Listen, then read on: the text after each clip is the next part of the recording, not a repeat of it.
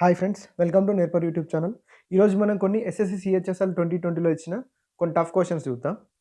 A can finish a piece of work in certain number of days. B takes 45% more number of days to finish the same work independently. They work together for 58 days and then the remaining work was done by B alone in 29 days. In how many days could A have completed the work had he worked alone అంటుండు. Okay, so ఏ అంట ఒక పనిని కొన్ని రోజుల్లో చేస్తుందంట.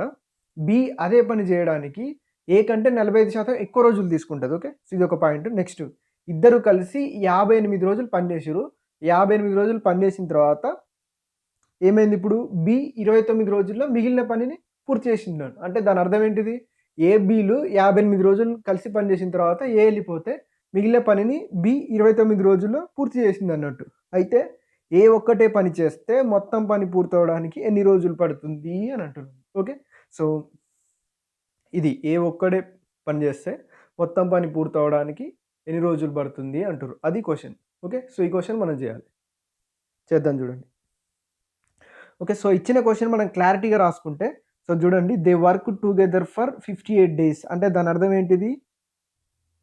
ఏ plus B ఇద్దరు కలిసి 58 రోజుల్లో చేసిర్రు, ప్లస్ బి ఒక్కడే ఎన్ని రోజుల్లో చేసినట్టు 29.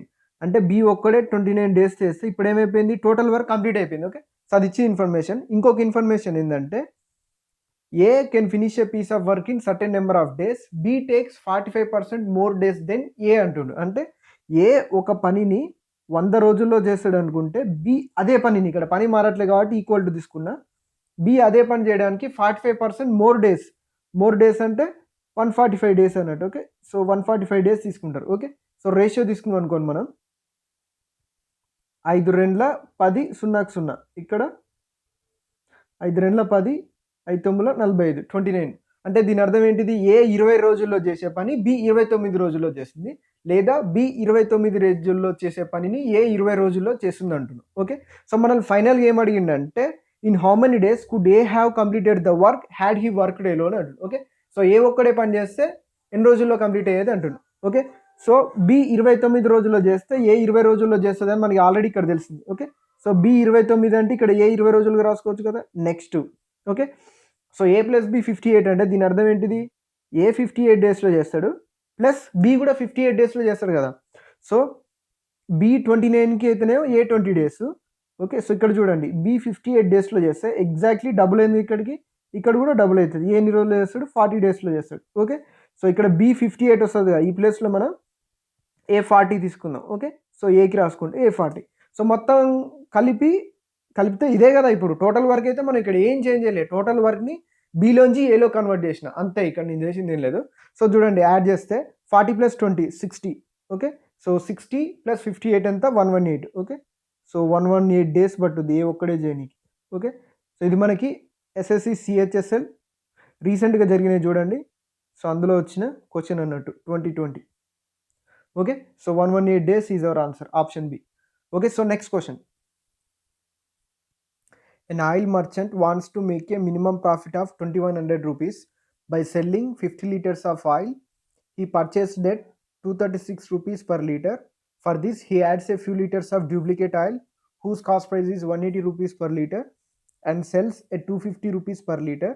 How many liters of duplicate oil is needed for this purpose? And okay, ఒక నూనె వ్యాపారి ఏమనుకుంటుందంటే 50 లీటర్ల నూనె అమ్మడం ద్వారా 2100 రూపాయలని లాభంగా పొందాలనుకుంటుండు. ఓకే, సో దీనికోసం ఆయన ఏం చేస్తుండంటే, లీటర్కి 236 రూపాయల చొప్పున ఆయిల్ కొంటుండు. సో ఈ ఆయిల్ కొనడమే కాకుండా ఇంకా వేరే ఆయిల్ లీటర్కి 180 రూపాయల చొప్పున ఉండే తక్కువ ఖరీదు ఆయిల్ని కొని కల్తీ చేస్తున్నట్టు. ఓకే, సో కల్తీ చేసి ఈ మిశ్రమాన్ని లీటర్కి 250 రూపాయల చొప్పున అమ్ముతుండు.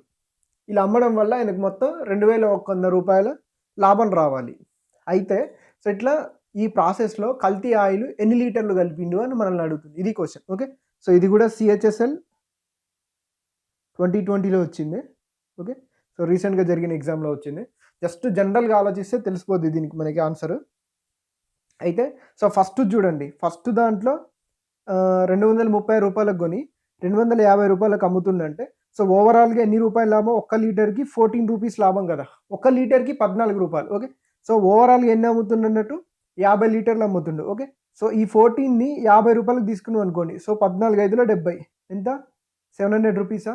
ఈ 700 రూపీస్ అనేది ఆల్రెడీ మనకి ఒరిజినల్‌గా ఆయిల్ అమ్మితే వచ్చేది. ఓకే. సో ఒకవేళ అంటే ఓవరాల్‌గా ఎంత రావాలి? అతనికి 2100 రావాలి. ఓకే. సో 14 రూపీస్ అనేది ఎప్పుడు 236 రూపీస్ కొని వితౌట్ కల్తీ. కల్తీ లేకుండా 250కి అమ్మితే 14 రూపీస్ లాభం వస్తది. అదెప్పుడు 50 లీటర్ల మీద. 50 లీటర్లకు వచ్చినప్పుడు 700 రూపీస్ అయితది అదే. అయితే ఇప్పుడు ఈ రిమైనింగ్ ప్రాఫిట్ ఆయనకి 2100 రావాలంటే సో ఇంకెంత రావాలి? 700కి 2100కి ఎంత తేడా ఉందంటే 1500 అంతే కదా! సో కాదు 15 కాదు 14 అనుకుంటాను. ఓకే. సో ఇంకా 1400 కావాలి. ఓకే. సో ఈ 1400 రూపీస్ కావాలి. ఈ 1400 రూపీస్ ఎక్కడి నుంచి వస్తాయి? ఇక్కడి నుంచి. ఓకే. సో ఒక్కొక్క దానికి రూ. 180 చొప్పున అమ్ముతాడు కదా! అక్కడి నుంచి వస్తాయి అన్నట్టు.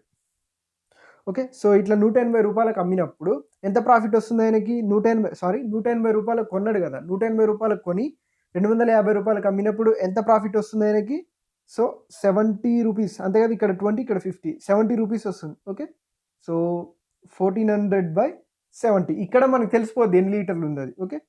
సో 7 రెండ్ల 14 0కి 0 క్యాన్సెల్. ఓకే. సో 20 లీటర్స్ ఏంటిది? డ్యూప్లికేట్ ఆయిల్ అన్నట్టు. ఓకే. So 20 litres. ఒకసారి మళ్ళీ వినండి. చాలా మందికి అర్థం కాలేదనుకుంటా. అయితే ఇక్కడ నేను ఏం చేస్తున్నా అంటే జస్ట్ జనరల్‌గా ఆలోచించండి. జనరల్‌గా ఇప్పుడు రూ. 236కి కొని 250కి అమ్ముతుండు అనుకుందాం. ఓకే. సో కల్తీ ఆయిల్ లేదు. దాన్ని పక్కన పెట్టేద్దాం. సో ఆయన టార్గెట్ ఏంది? 2100 లాభం రావాలనుకుంటుండు. అయితే ఇప్పుడు కల్తీ ఆయిల్ లేదు. దాన్ని పక్కన పెట్టేద్దాం. 236కి కొని 250కి ఒక 50 లీటర్లు అమ్మిండు అనుకుందాం. ఓకే. సో 50 లీటర్లు అమ్మితే ఎంతొస్తది? ఒక్కొక్క దానికి రూ. 14 చొప్పున ప్రాఫిట్ వస్తది.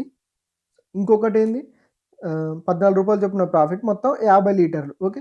సో రూ. 700 ప్రాఫిట్ వస్తది. కానీ మనోనికి ఎంత రావాలి? 2100 రావాలనుకుంటుండు. ఓకే. సో 2100 రావాలనుకుంటుండు. సో అది ఎందువల్ల వస్తది? కల్తీ ఆయిల్ వల్ల వస్తది కదా! అంతే కదా! సో కల్తీ ఆయిల్ వల్ల వస్తది. ఆల్రెడీ 700 వచ్చింది. ఇంకా 2100 రావాలంటే ఎంత రావాలి? 1400 రావాలి. ఓకే. సో ఈ 1400 రూపీస్ రావాలి. సో ఇది దేనివల్ల వస్తదంటే కల్తీ ఆయిల్ వల్ల వస్తది. ఆ కల్తీ ఆయిల్ మీద లీటర్‌కి ఎంత లాభం ఉందో చూస్తే సరిపోద్ది మనకి. ఓకే. సో రూ. 180 కొని 250కి అమ్ముతున్నంటే లీటర్‌కి రూ. 70 చొప్పున లాభం ఉంది. ఓకే. సో ఇక్కడొచ్చిన ఎక్స్‌ట్రా లాభాన్ని ఇక్కడొచ్చిన ఎక్స్‌ట్రా లాభంతోని మనం డివైడ్ చేస్తే ఎన్ని లీటర్లకు వస్తదో ఇది తెలిసిపోద్ది మనకి. ఓకే. సో 70 20s ఆఫ్ 1400 అంటే 20 లీటర్స్ కల్తీ ఆయిల్ అన్నట్టు. ఓకే. ఇది ప్రాసెస్. ఇది ఒకవేళ ఇప్పుడు నేను చెప్పిన ఈ 2 క్వెషన్స్ అనేది జస్ట్ ఏందంటే డెమో. ఇలా రాస్తే మీకు అర్థమవుతుందా? అర్థం కావట్లేదా? కనపడుతుందా? కనపడట్లేదా? అనే దానికోసమే. చాలామంది తెలుగులో రాయండి, తెలుగులో క్వెషన్ ఇవ్వండి అంటున్నారు. సో నాకు టైప్ చేయనీకి అంత లేదు. ఇంత పెద్ద క్వెషన్ టైప్ చేసినా కూడా చాలా పెద్దగానే వస్తది. సో ఓన్లీ తెలుగునే కావాలనా? ఓన్లీ ఇంగ్లీషే కావాలనా? తెలుగు, ఇంగ్లీష్ 2 కావాలనా? సో మీరైతే డిసైడ్ చేసి కింద కామెంట్ చేయండి. ఈ విధంగా అర్థమైతే మాత్రం నేను తెలుగులో చేయగలుగుతా. సో ఇట్లా మీకు అర్థమవుతుంది అంటే సో ఇదే టైప్‌లో చాలా క్వెషన్స్ కూడా చేయగలుగుతా. ఓకే.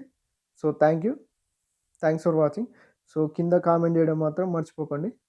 జస్ట్ ట్రయల్ మాత్రమే. ఓకే. So thank you.